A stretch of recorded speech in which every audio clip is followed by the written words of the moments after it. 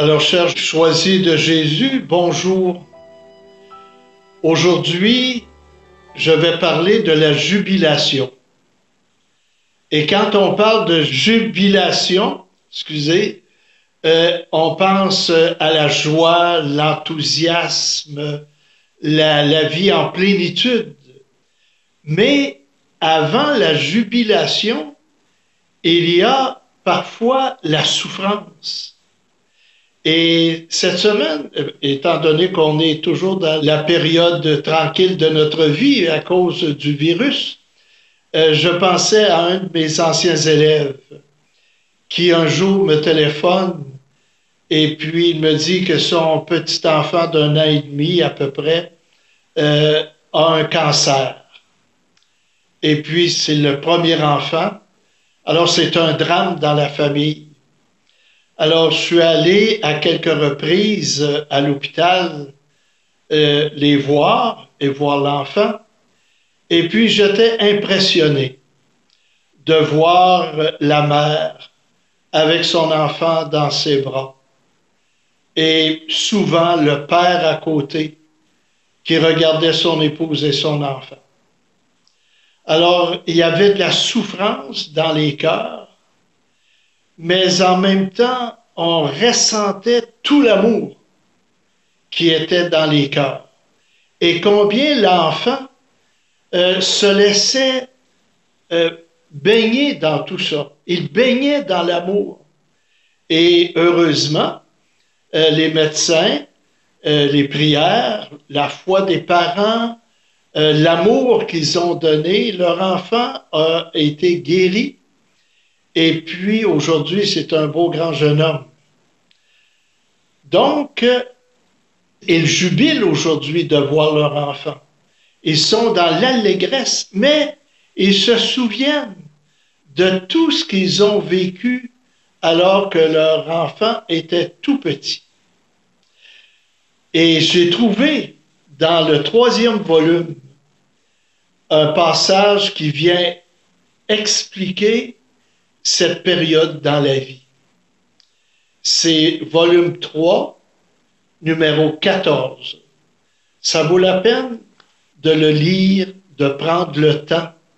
Et vous-même, à la maison, ne vous gênez pas pour reprendre le texte et puis le méditer, je dirais même le ruminer.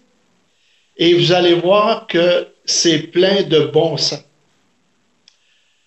Le message dit ceci. Mon tout petit, tes difficultés et tes souffrances sont sur ta route pour te conduire plus profondément dans l'amour. Alors, ce n'est pas rien. La souffrance et les difficultés viennent nous aider à grandir dans l'amour. Et elles peuvent nous aider à grandir dans l'amour. Ça dépend de notre attitude. L'amour éclate en puissance à l'intérieur d'un être purifié. La souffrance vient changer des choses dans notre vie. Combien de personnes me disent « Il m'est arrivé telle épreuve ». Et là, je suis tombé à genoux. Je me suis tourné vers Dieu. Souvent, l'épreuve nous fait lever la tête, redresser, parce que on est abattu.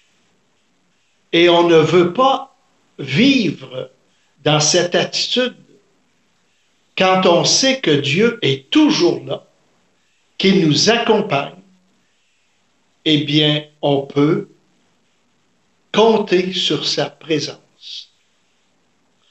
Le feu est toujours utilisé pour purifier les objets.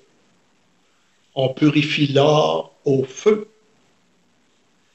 Et on purifie les objets d'une grande valeur et les métaux précieux. Il est normal que l'être humain, étant supérieur à tous les autres êtres, vivant sur terre soit purifié par le feu. Alors on dit ici, c'est normal d'avoir à rencontrer des difficultés, des épreuves, des souffrances. Ça fait partie de la vie humaine. Et il y a donc deux types de feux capables de purifier l'homme. Qu'est-ce qui purifie le cœur? Qu'est-ce qui fait grandir l'homme? Qu'est-ce qui l'amène à aller plus loin? Le feu de l'amour, nous dit le texte, et le feu de la souffrance. Le feu vient embraser. Pensons à Moïse au feu ardent, au buisson ardent. Il est tranquille, sa vie est paisible. Le feu vient l'éveiller.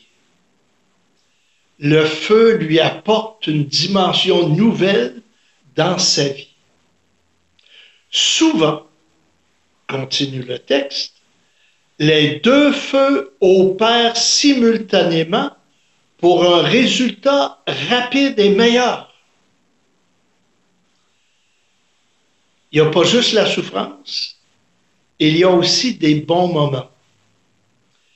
Des personnes parfois souffrent et puis qui disent aujourd'hui, ça a été moins difficile.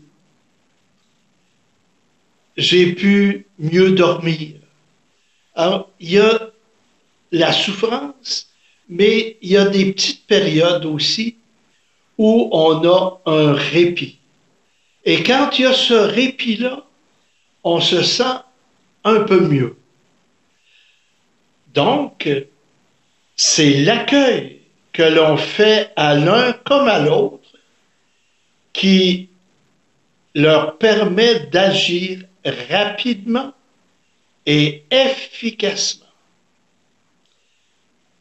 Il faut donc accueillir la souffrance, accueillir l'amour. Il y en a qui ont de la difficulté à se laisser aimer. Quand tu accueilles, tu ouvres ton cœur.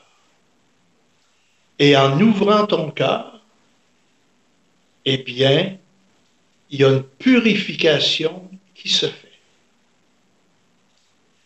Il y a quelque chose qui se passe. Et l'action de l'Esprit Saint aussi est à l'œuvre. Donc, au lieu de critiquer, au lieu de chialer, comme on dit en québécois, si j'accueille cette contrariété dans ma vie, je vais m'apercevoir qu'un changement est en train de s'opérer. Le texte continue. La purification est toujours suivie de la jubilation, car elle t'approche de ton Créateur et de ton Dieu. Pensons à Jésus qui est passé par la souffrance et qui criait vers son Père. Il a vécu la souffrance, la mort, la résurrection, la jubilation, assis à la droite du Père. Jésus, notre modèle, nous sommes les disciples de Jésus. Alors, chers amis, le message qu'on reçoit aujourd'hui, je ne sais pas qu'est-ce que vous vivez présentement chez vous, mais certainement qu'il y a des personnes qui souffrent. Parfois, c'est un petit mot de tête, parfois il est gros, mais c'est dire, Seigneur, j'accueille cette souffrance, j'accueille ce qui se passe dans ma vie.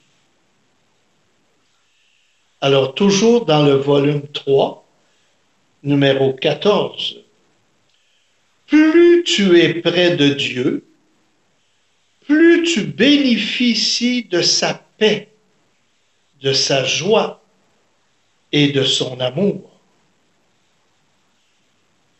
La paix, ça fait du bien. Quand on dit j'ai le cœur en paix, ça veut dire que la personne est à l'aise. La personne se sent bien. La joie, quand on est dans la joie, on s'extériorise et ça amène la communication. Et l'amour, c'est ce que nous devons être sans cesse. C'est l'épanouissement de l'être tout entier qui fait éclater les dons et les charismes qui ont été déposés dans le cœur de chacun au moment de sa création. Plus tu accueilles la souffrance, l'amour, eh bien tu accueilles l'esprit d'amour, l'esprit de Dieu. Et l'esprit amène quoi? Les charismes, les dons. Tu vas donc développer dans ta personnalité toutes sortes de belles choses, parce que l'esprit nous amène à du beau. Heureux es-tu? Heureuse êtes-vous d'être et de vivre dans une période de grâce surabonde, où les grâces surabondent en vue d'être préparés pour mon grand retour. Donc, ne pas être surpris de connaître la souffrance. Je pensais aussi aux artistes, je pensais aux athlètes qui ont à souffrir pour développer leur talent. Je pensais à Alexandre Bilodeau, on l'a tous vu descendre les montagnes, les bosses, et arriver en bas vainqueur. Mais combien d'efforts il a dû faire, combien de pirouettes il a manqué, et rendu en bas, ce fut la jubilation. Il a été voir son frère handicapé et les deux se sont étreints. La grande joie, l'amour, la souffrance les a conduits à ce moment de gloire. Alexandre Despatie, le grand plongeur du Québec, lui aussi, tous les efforts, les entraînements qu'il a faits, des souffrances dans le gymnase, mais à un moment donné, tout contribue à la facilité. Et il est notre champion.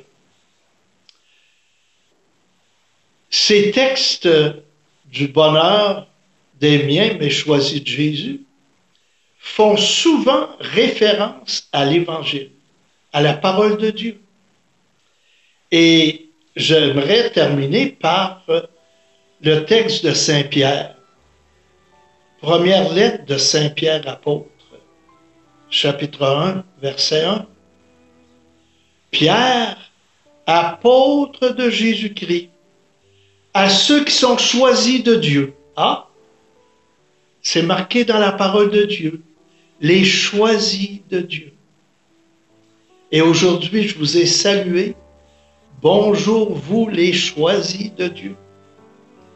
Vous êtes sanctifiés par l'Esprit pour entrer dans l'obéissance et pour être purifiés par le sang de Jésus-Christ. Que la grâce et la paix vous soient accordées en abondance. Et au verset 6, il nous dit ceci. Aussi, vous exultez de joie, même s'il faut que vous soyez affligés pour un peu de temps encore, par toutes sortes d'épreuves. Alors quand il écrit, c'est le temps de la persécution, où les chrétiens se font massacrer, se font rejeter. Et Pierre dit, persévérez, même s'il y a de la souffrance, même s'il y a des difficultés, même si vous devez sacrifier votre vie. vous marchez sur le chemin de l'amour et vous allez jubiler. C'est impressionnant. Et les chrétiens qui mouraient, on a vu des films là-dessus, chantaient, priaient et disaient, je vais voir celui que j'aime. Je vais rencontrer Jésus. Alors Pierre nous invite à persévérer. Elles vérifieront la valeur de votre foi. Si nous savons accepter la souffrance, les contrariétés, c'est à cause de notre foi en Dieu. On se dit, je ne suis pas seul, il est avec moi.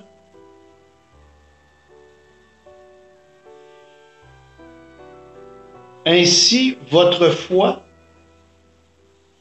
continuera dans la louange, la gloire et l'honneur. Alors, chers amis, dans ce message d'aujourd'hui, pensons aux personnes qui souffrent et présentons-les au Seigneur. Et s'il y a des personnes actuellement qui m'écoutent, je vous confie à Dieu. Et je vous invite à offrir ces souffrances en union. On a été habitué à cela, en union avec celle du Christ. Parfois, comme lui, on se sent abandonné. Mais Pierre nous dit, persévérez encore un peu, même si la souffrance est encore là.